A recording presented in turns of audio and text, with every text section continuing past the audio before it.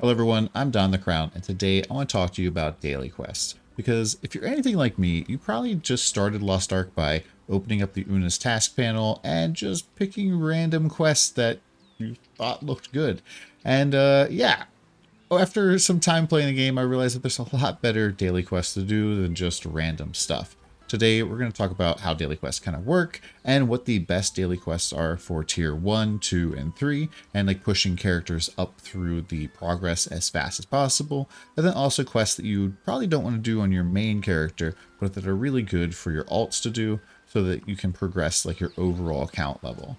So first things first, let's open up the task panel by just pressing Alt J, and you can see that there is daily, weekly, reputation, and guild stuff here. The daily quests are basically quests that you can accept from anywhere, and there's a whole bunch of them.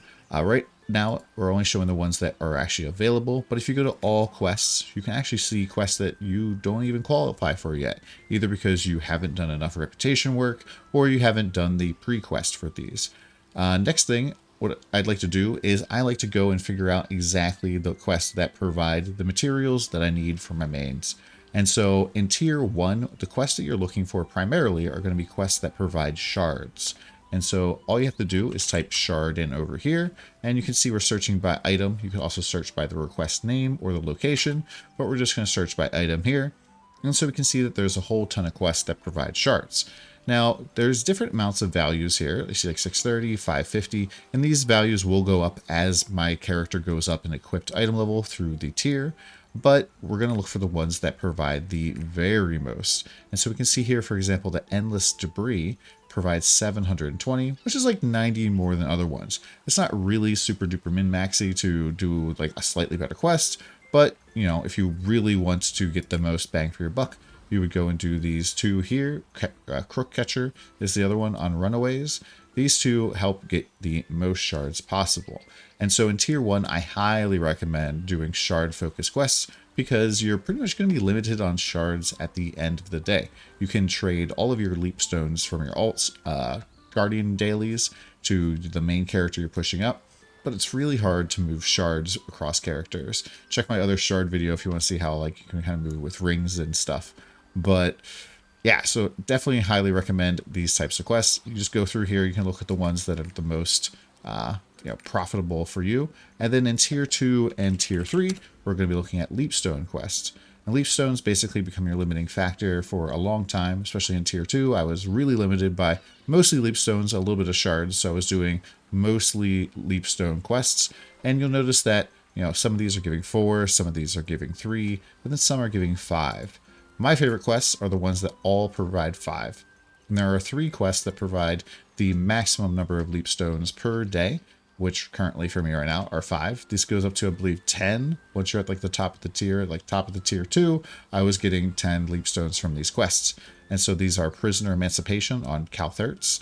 This is Playing by the Pirates Rules, which you do need to be kind of tier 2 to be able to clear. This is Hypnosis Eye, and then I Can't Just Sit on My Hands in Alakir. And these are the 3 quests that I do primarily on my alts that are pushing up through tier 2 or tier 3, and these are just really, really good. Now, I want to note that you can only do 3 daily quests per day on a character unless you go to the Mari Secret Shop, go to the War-Torn section, and find a Una's Task Daily +1. This will allow you to increase the amount of daily tasks you can do on one character for one day to 4. You can't use more than one of these at a time, and it will just allow you to get slightly ahead in terms of doing daily quests on that character. Now, on this panel here, you'll also notice that we're getting a couple of different rewards than just leap stones. We're getting roster experience, which helps boost your roster experience. We're getting reputation points, which pushes forward the reputation that is associated with that quest, leap stones, and experience. The reputation part is actually really important because the reputation basically has a whole ton of rewards. And so all of these quests are associated with a reputation as well. So this is Bleak Night Fog. This is a daily quest where you have to go and kill the ghost ship, which can be kind of hard if a ghost ship isn't spawning that day. But you can accept it and complete it one time on a ghost ship, and then you can instant complete it with Una task pretty much tokens. And so I have a few of these chilling here in my bank I have about 29 of them. And so if I want to instant complete this to push the reputation forward, I can. And what can you get for this reputation? Well, this is the ghost ship reputation. And so after several completions, you'll get a quest, which is very, very fast to complete, which gives you the ghost ship, which is pretty cool because the ghost ship has the ability to have a sailor on it that gives you buffs while you're on the ghost ship, which prevents you from being super duper slow and not doing any damage. And so it's kind of a big quality of life. When we look at this reputation though, you click this little thing over here and you can see what the rewards are for different tiers and the quests that are available for that. And so you can see here for basically this is 30 out of 30. This is like 3 days, you get 7 pirate coins. 4 more days of completion, you get 10,000 more pirate coins. And then after 5 more days, you get the 12,000 pirate coins and the pirate ship. And this is one of the quests that I highly recommend doing on an alt, just because you can, get the ghost ship eventually, and that's pretty cool. Let's talk about all of the other quests though that I recommend for alts. So starting off, there's a quest called Taking on Tuki.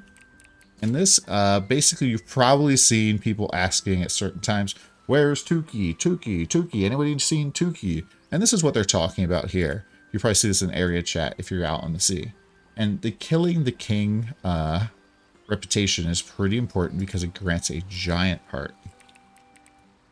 So you can see here, this grants the 7th giant's heart, and it gives a little kindness potion as well. And these two things are really very helpful. Giant's Hearts, if you don't know, are one of the collectibles, which you can see by pressing Alt-L.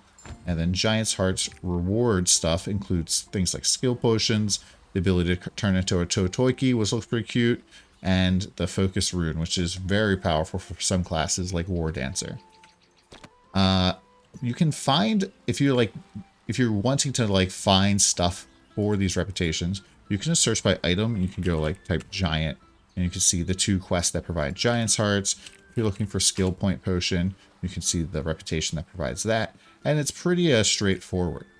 Now let's just go through the full list though. So Taking on Tuki is the first one I recommend. The next one I recommend doing on alt is Pest Control. This one is at Black Bangs Island. You kind of got to wait around for the event to spawn. I think it's every 15 or 30 minutes, and then you kill some pirates.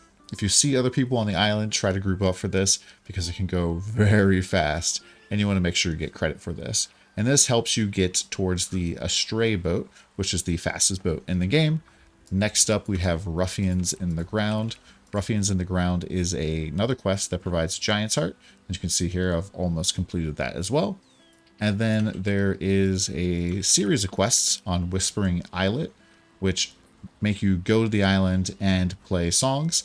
And this gives you a skill point potion. Next up for tier 3, you have the Purification Ceremony. The Purification Ceremony series of quests. And so there is first off Pond Purification, and then Madness Piles on the altar. And eventually this will give you the 2nd Omnimum Star. And these are important because these give you skill point potions as well. But you really can't do this at all until you're tier 3. But you can do this one time on your main character once they reach tier 3, and then use one of those instant tickets on an alt to complete it if you don't want to run this on your main. Next up, we have Repairing the Seal Site. This one is pretty good as well because it's not available because I already completed it. This is part of the Repairing the Seal Site reputation, which eventually I believe gives a skill potion as well. There are 2 quests for this, Repairing the Seal Site and then Rebuilding of Zanila. And so you can see I'm 13 days away from getting this quest, which, will help me progress my overall account farther along. The next quest is Super Secret Materials for a super secret project from Shadow Moon Market. Now, this quest doesn't really at first glance seem all that important. On the reputation section here, it doesn't have any sort of skill point potion or anything or Giant's Heart, but this quest is a prerequisite on Shadow Moon Market Island to get a Island Heart. And so you kind of need to do this quest, and you can, not Island Heart, Giant's Heart, sorry. And so I believe it is this one right here with a light heart, the 12th Giant's Heart. And so if you want to get all the Giant's Hearts, you're going to want to complete this. You only have to complete it 5 times, I believe, before you get the With a Light Heart. And you also have to do the event on Shadow Moon Market at least 1 time. And then last but not least, if you have a whole bunch of alts that are kind of just chilling around and you don't really have anything extra to do with them, but you're running drastically low on silver, like I am, we've been down to like 10,000 silver a couple of times, you can have your alts run the low pang dailies. And these are pretty great because all you have to do is set a Bifrost point at low pang and then accept the Arthentine, Vern, and Shoeshire quests. And then if you have Bifrosts at the handoff locations, you can just zip off to each one. These values of silver do scale up the higher your gear score is. So this particular character I'm on right now, she is 1325. And so we are earning the silver values that you see here, like 20,000 some. But at like 302, 340, we're only earning about like 4,000 silver a pop. So they're not as worthwhile on those particular characters. But yeah, that's it for the daily stuff. I would highly recommend that you go through and figure out exactly which ones you want to do. Like I said before, in tier 1, you want to focus on quests that are going to provide shards. And then the quests in tier 2 and tier 3, you probably want to focus on leap stones. Now in tier 2, you might want to do 2 leap stones and 1 shard quest, because I kind of found at the end that I needed both of those things in order to push into tier 3. But getting the bags from Chaos Dungeon or Chaos Rift are a lot easier to do in tier 2 than they are in tier 1. Next, and then, yeah, leap stones in tier 3. Lastly, let's talk about weekly quests. I see a lot of people that don't even do these, don't even know that they're here, or they just forget them by the end of the week. And these are a great source of additional materials. And so the ones I highly recommend are the Proving Grounds quests, because these provide a whole ton of leap stones. So you can see here, this is providing 11 leap stones. This one down here provides 7. And all this forces you to do is go and queue into 10 total battles. 5 for this one, and then 5 for this one. You can only do 1 at a time, obviously, so you can't double dip. But just getting your foot wet in PvP is not necessarily a bad thing. The other really good one is the Boss Rush one, because it provides leap stones as well. And so if you're going to, if you have a Boss Rush ticket, you might as well do this quest, but there's a chance that you won't get that. Besides that, the Chaos Dungeon clear level just basically requires you to do 6 Chaos Dungeons in completion, and you get a whole bunch of shards for that. The one down here for Guardian Souls is kind of okay, but it does require that you actually harvest Guardian Souls. And so if you don't do this with like 3 days left in the entire in the entire week, then you're not going to actually be able to complete this without rest experience. So it's pretty difficult to get this one done unless you know to do it in advance. Besides that, those are pretty much the primary ones I recommend. In fact, this one here, the Great Captain Safe, I've had like a hard time even completing this when I go and do a lot of sailing co-ops, so I would kind of avoid that. Lastly, guild requests are a really great way to earn blood crystals or guild contribution rating. The first time you complete them, you'll also get blood crystals, and then after that, you push up the guild rewards and guild contribution. You won't be able to do these, though, if your guild A doesn't have a quest up, or B, you're a new member, which is like the first 3 days of being in a guild. And so if you don't see a quest, it's either one of those two things. Talk to your guild leadership if you want quests. Let me know if you guys have any questions in the comments below, and I hope you guys, have a great time pushing through Lost Ark. See you again next time.